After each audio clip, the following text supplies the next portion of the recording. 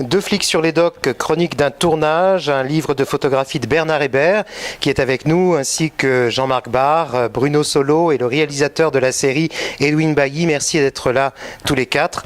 Bernard Hébert, pour cet entretien, je voudrais d'abord repréciser que vous êtes un habitué des plateaux de tournage. Vous avez travaillé notamment avec Raoul Ruiz. Qu'est-ce que la photo de tournage pour vous ? Ça c'est le sujet qui me touche le plus. La photo de tournage, c'est à la fois plusieurs choses. C'est le témoignage d'un film en construction, et c'est aussi la mémoire de ce moment toujours extraordinaire d'un film qui se fait, qui se réalise, et des choses qu'on ne reverra plus et qui sont donc quelque part en elles-mêmes, ce sont des choses qui sont uniques, et donc c'est un théâtre de photographie idéal parce qu'on a des personnages, on a une histoire qui se joue, donc c'est un pur bonheur d'être dans cette posture du photographe de plateau. Et en même temps, c'est un rôle que je trouve important par rapport à la mémoire qu'on laisse du cinéma dans son ensemble. Parce que, je ne vais pas parler que de ce qui s'est fait là, mais en règle générale, les photographes de plateau, que je mets souvent en valeur parce que je trouve qu'ils sont souvent mis de côté, sont les témoins et surtout sont la mémoire de l'histoire du cinéma de façon plus générale. Vous dites que votre livre est plus qu'un simple reportage. Voilà, c'est ça, oui, c'est ce que j'espère, c'est qu'effectivement le temps fera son œuvre, mais je pense que c'est quelque chose qui va rester et qui restera justement la mémoire de cette aventure collective qu'est un tournage de film. Et puis donc... ces photographies sont là pour témoigner de ce qui s'est fait, des décors, des personnes présentes et du travail de l'ensemble des équipes. Edwin Bailly, on va vous passer maintenant le micro. Vous êtes le réalisateur de la série Deux flics sur les docks, et dans la préface du livre, vous évoquez la mystérieuse complicité de l'instant dont rend compte le photographe de plateau. Oui, parce qu'on pourrait utiliser différentes métaphores pour parler des tournages. On peut utiliser la métaphore sportive. Et j'ai toujours été frappé lorsque je voyais une photo d'une équipe au travail. C'est un petit peu comme une belle passe de rugby, ou bien une mêlée, ou bien un but. Il y a toute une équipe qui d'un seul coup concourt dans un sens à arriver à un moment, ce moment ultime qui est la bonne prise, qui est une espèce de duende comme ça au sein à la fois des comédiens et des techniques. Voilà, tout. Et quand vous regardez par exemple cette photo qui est sur le mur, vous cadrerez peut-être tout à l'heure, on le voit bien, on voit le cadreur penché sur les comédiens, on voit le regard qui croise, les regards qui tous ne se croisent pas justement, mais vont chacun dans un but. Et le but, c'est la bonne prise, encore une fois. Voilà. Et c'est ça, c'est cet instant ultime, quoi. Bruno Solo, le photographe de plateau fait partie intégrante d'un tournage, c'est important. Aussi surprenant que ça puisse paraître, il fait partie intégrante par rapport au travail justement que je vois de Bernard, et j'ai déjà vu des photos de tournage, d'autres tournages sur lesquels je n'étais pas impliqué. Et en même temps, sa grande force est de disparaître et de ne pas savoir. Moi, je suis, quand j'ai découvert le livre de Bernard, totalement surpris, subjugué, émerveillé de voir les instants qu'il a su prendre de nous, des instants même qu'on ignore de nous. C'est-à-dire que nous, en fait, les comédiens, on est a priori à l'aise quand l'image bouge, ou quand nous bougeons avec l'image. Le photographe lui fiche des instants pour l'éternité, et ça, ces instants-là, nous, on les ignore. Il y a des regards que j'ai découverts de moi ou de Jean-Marc, mais je parlais de moi justement, parce que c'est à titre personnel, c'est-à-dire que je pense pour me connaître, on pense chacun d'entre nous connaître, connaître nos gestes, connaître nos attitudes, la profondeur ou l'absence de notre regard, et là on découvre une proposition artistique qui est nous sans être nous. Et alors que lorsqu'on est filmé par Edwin, moi je sais ce que je suis en train de faire. Je réponds à un scénario, à des directives, à mon partenaire, je raconte une histoire qui m'est propre et propre à toute une équipe. Et au moment d'une photo, on fige un instant que j'ignore. Je ne sais pas qu'il a été pris, je le découvre au moment où je le vois, et c'est le pouvoir de fascination de la photo. C'est-à-dire interpréter autrement une scène réelle. C'est-à-dire que en regardant une photo de Jean-Marc et de moi très sérieux comme celle qu'on voit sur la couverture, elle fige un instant qui était peut-être plus léger, plus superficiel l'espace d'une seconde avant, ou au contraire derrière un sourire ça a figé un instant qui était plus grave. Voilà, on fiche pour l'éternité quelque chose encore plus que ne sait le faire le cinéma. Donc le photographe de plateau est un allié merveilleux pour nous et même pour nous redécouvrir. Moi je sais qu'en ayant vu le livre de Bernard, j'ai redécouvert même des choses dont je pourrais peut-être me nourrir pour interpréter autrement, etc. Je ne sais pas comment, je ne sais pas dans quel ordre, je ne sais pas si je le ferai, mais c'est presque un travail extérieur qui va peut-être m'aider à moi aussi à trouver une intériorité que j'ignorais jusqu'à présent. Je suis assez fasciné par ce livre et en règle générale par ce travail-là. Et après j'en termine, je passe la parole à Jean-Marc, mais il y a les photographes, il y a deux sortes de photographes de plateau. Il y a celui qui reproduit le cadre, qui se met dans l'axe exact du cadreur et qui a le devoir de reproduire l'instant du film, un instant figé du film. Et il y a des photographes comme Bernard qui ont une proposition artistique, qui se mettent en dehors presque du cadre, en dehors, qui sont dans les coulisses presque de ce qui est en train de se passer. Et ça aussi, c'est un travail artistique différent. Je ne fais pas d'hierarchie entre les deux. Mais à titre personnel, celui qui me touche, celui qui me bouleverse, celui qui me parle, c'est celui-ci. Alors justement, avant de laisser, si vous permettez Jean-Marc Barr, la parole, ça appelle une question que je voudrais poser à Bernard Hébert, car au milieu de l'effervescence d'un plateau, Bruno Solo vient d'évoquer votre discrétion pour ne pas être gênant, en quelque sorte. Et c'est le cas. Comment s'y prend-on ? C'est le grand intérêt de cette aventure, c'est que c'est une double aventure. C'est une aventure artistique, enfin j'aime pas utiliser ce mot-là, mais en tous les cas c'est une aventure photographique, mais c'est aussi une aventure humaine. C'est-à-dire qu'on ne peut pas faire des photographies, enfin moi comme je le sens et comme j'ai le désir de le faire, sans avoir construit avec chacun une relation particulière qui établisse un rapport de confiance, un rapport qui est le premier rapport à établir, c'est-à-dire que personne ne se sente en état de gêne à un moment où il le faut surtout pas. Je veux dire, voilà, donc il faut établir des relations. Et dans ce travail de photographe de plateau, je trouve que dans son grand intérêt, un de ses grands intérêts en tous les cas, c'est d'établir ces relations avec chacun. Je crois que personne ne peut échapper à cette relation privilégiée. Il faut établir des relations de respect, d'attention et de bienveillance et d'intérêt, bien sûr, avec chacun. Il ne s'agit pas de négliger qui que ce soit sur le plateau. Et c'est ça que moi, personnellement, me fait grandir à chaque fois parce que ça me passionne. C'est une aventure humaine aussi. Jean-Marc Barr, vous êtes également passionné de photos. Vous dites d'ailleurs que la photographie est pour vous une forme de thérapie. Peut-on dire que photographie et cinéma sont intimement liés dans le rapport à l'image ?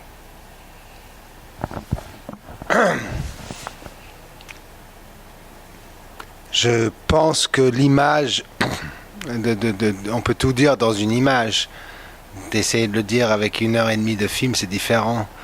La sensibilité à la lumière, la sensibilité à comment encadrer un acteur, être près, être loin, il faut être dans l'esprit. Hein, et nous, quand on tourne une série comme Deux flics sur les docks, on est un peu comme un cirque qui passe et on essaye, comme Edwin a dit, à être dans une équipe, à être dans une dynamique, un désir de trouver un style, d'essayer d'aller plus loin. Et donc ça, c'est tout à travers l'image et l'instant et cette petite chose spirituelle qui nous pousse à le faire. Sans entrer dans la routine.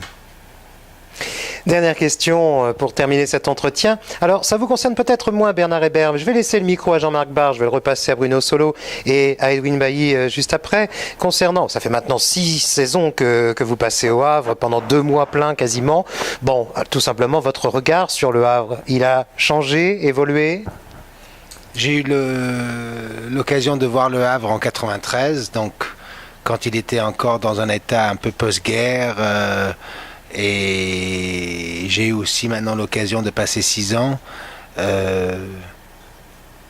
Pour moi, la ville, elle tient une mélancolie, une solitude qui me paraît très positive. C'est un endroit où j'ai beaucoup lu, j'ai marché dans les rues où il n'y a personne. C'est un peu comme Los Angeles, hein, il n'y a personne dans les rues. Et, vous l'avez photographié également. Et je l'ai photographié.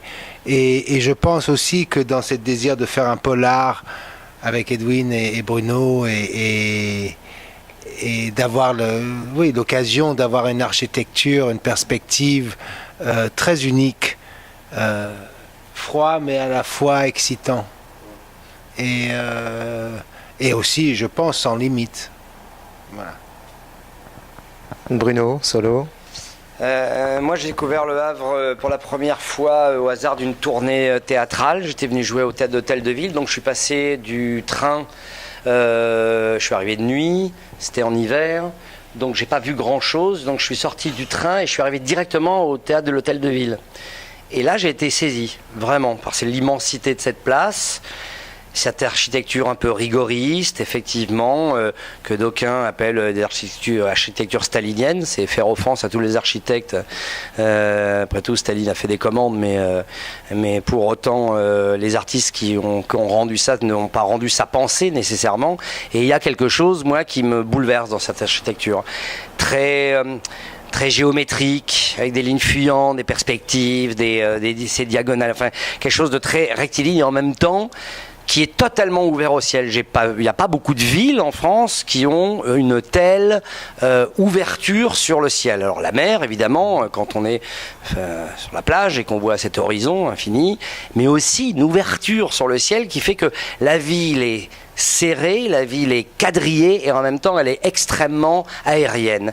Il y a une légèreté dans ces constructions de béton et ce mélange des deux, je le trouve extrêmement... ça m'interpelle beaucoup, ça me plaît. Et donc la première fois que je suis venu ici, je ne pensais pas que quelques années plus tard, je viendrais y tourner et la connaître à ce point. Parce que l'avantage quand on tourne, quand on est acteur, on en parlait ce matin avec Jean-Marc lors d'une rencontre qu'on a fait avec des lecteurs. Il y a un lecteur qui nous disait « mais j'ai l'impression que je redécouvre le Havre en voyant Deux flics sur les docks ». Et c'est vrai que quand on habite à Paris, il y a des gens qui n'ont jamais foutu la pied à la Tour Eiffel, quoi, tu vois. Et au Havre, effectivement, je pense que des contributions, pas seulement nous, hein, Coris Maki l'a fait avant, Fabien Otteniente dans Disco, et non, c'était pour rire ça. Et je veux dire, le fait de redécouvrir le Havre comme ça, et nous, quand on tourne, on a la chance, grâce aux équipes qui viennent faire ce qu'on appelle les repérages, d'aller dans les endroits les plus cinégéniques, les plus cinématographiques, les plus beaux, les plus belles perspectives. Donc on est toujours idéalement placé et on redécouvre la ville de manière... Voilà. Et c'est vrai que c'est pas pour rien que c'est une ville impressionniste et que l'impressionnisme est né ici. Il y a comme ce sentiment de lumière. Et il y a un son au Havre aussi. Il y a un bruit. Il y a un bruit très particulier. Une fois, on avait tourné, tu te souviens, de nuit, sur les docks, dans les anciens docks, là, en briques, là, je sais plus les situer parce que je connais pas le nom des quartiers. Et je me souviens, on était dans une sorte de brouillard, de fog, comme ça, très long, presque londonien et tout, et on ne s'identifiait géographiquement qu'au son de ces petites cloches dans le quartier des Neiges. C'est là où il y a le pont.